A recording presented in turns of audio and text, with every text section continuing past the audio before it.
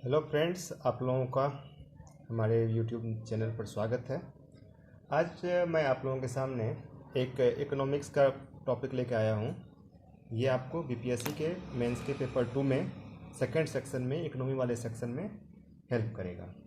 Topic है वर्तमान में रुपए के अवमूल्यन का भारतीय अर्थव्यवस्था पर प्रभाव। जैसा कि हम रोज़ न्यूज़पेपर में पढ़ रहे हैं, देख भी रहे हैं कि भारतीय रुपया जो है डॉलर के मुकाबले दिन प्रतिदिन नीचे गिरते जा रहा है या बहुत कम संभलता है फिर नीचे गिरता है। तो इसके कारण को देखेंगे। सबसे पहले इसमें हम ये समझेंगे कि रुपए का अवमूल्यन क्या है, फिर रुपए के अवमूल्यन का अर्थव्यवस्था पर क्या प्रभाव पड़ता है, फिर पढ़ेंगे इसमें कि अवमूल्यन का भारतीय निर्यात पर प्रभाव क्या है, अवमूल्यन का भारतीय आयात पर प्रभाव क्या है, और अंत में इसका निष्कर्ष देखेंगे।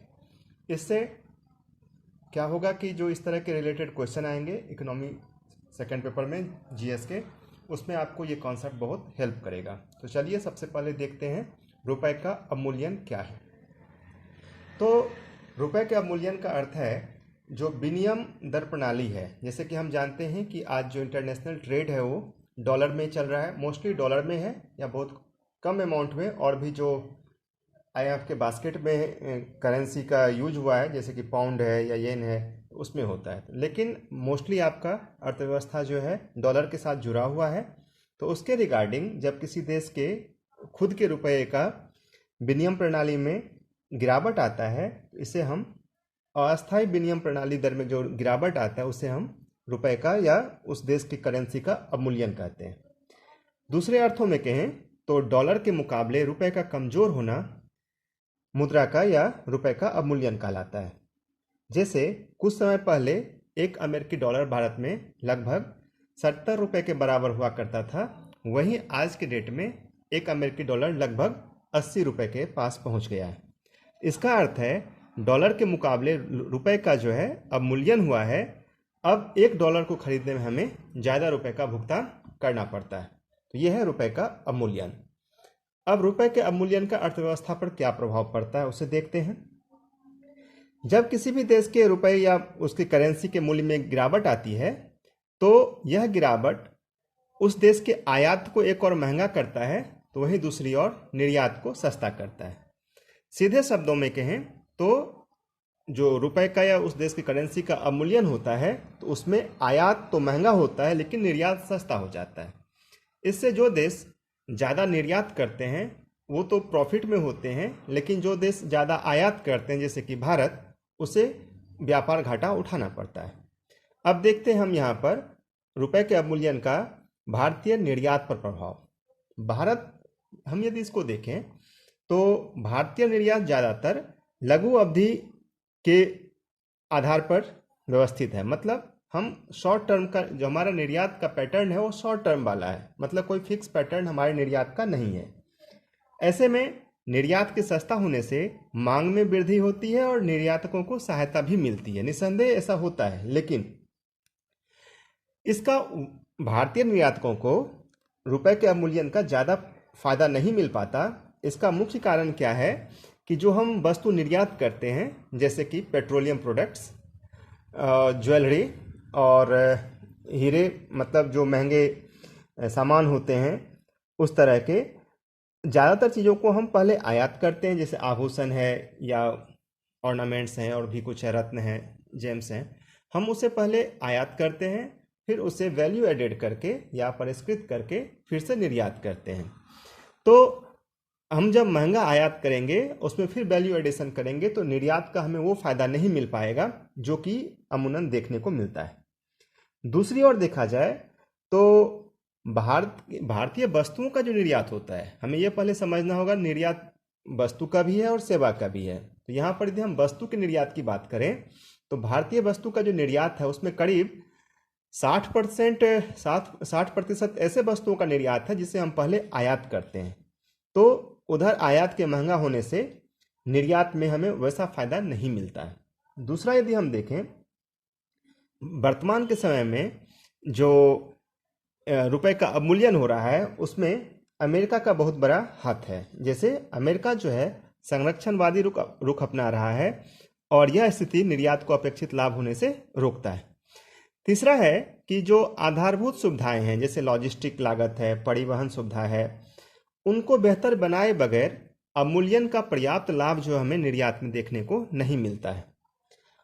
फिर एक पॉइंट ये भी है कि भारतीय निर्यात की जो प्रकृति है वो इलास्टिक है। मतलब भारतीय निर्यात का कुछ फिक्स पैटर्न नहीं है कि इतने अमाउंट का निर्यात हमेशा होगा।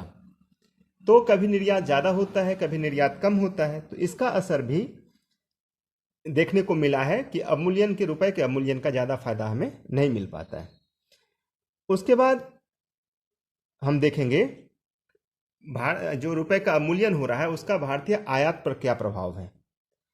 तो मुद्रा के कमजोर होने पर आयात महंगा हो जाता है। मतलब हमें अब सेम प्रोडक्ट के लिए ज़्यादा पेमेंट देना पड़ता है क्योंकि डॉलर के मुकाबले रुपए का स्थिति कमजोर हो गया है।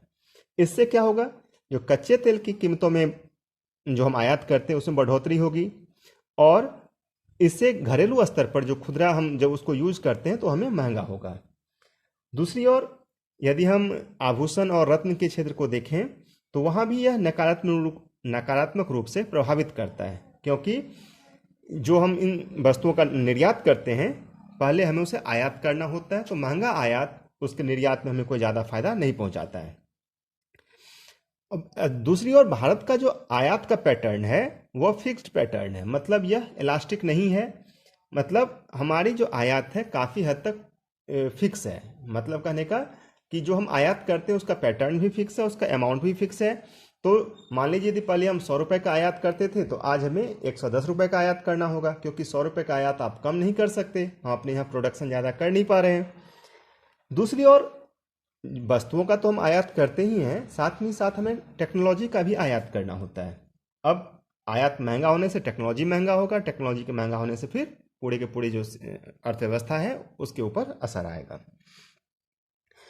और यदि हम देखें जो ये मुद्रास्फीति है वृद्धि विकास के लिए हानिकारक है। मतलब ये जो आप देख रहे हैं अवमूल्यन, वह हमारे अर्थव्यवस्था के विकास के लिए या अर्थव्यवस्था के बढ़ने में भी नकारात्मक भूमिका निभाती है।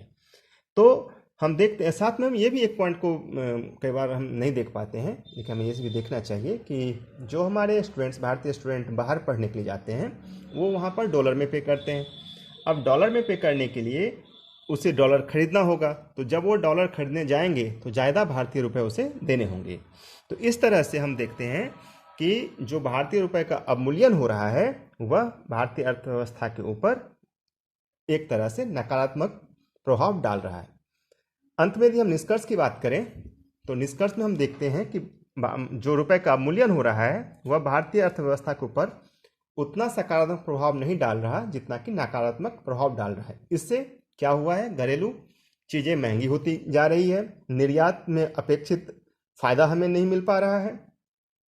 इसे दूर करने के लिए हमें ज़्यादा से ज़्यादा जो हम जिन वस्तुओं और सेवाओं या फिर टेक्नोलॉजी का आयात करते हैं उसका निर्माण हमें घर में करना होगा। इसके लिए मेक इन इंडिया कार्यक्रम है या आत्मनिर्भर भारत कार्यक्रम है, उसे सफल बनाना होगा।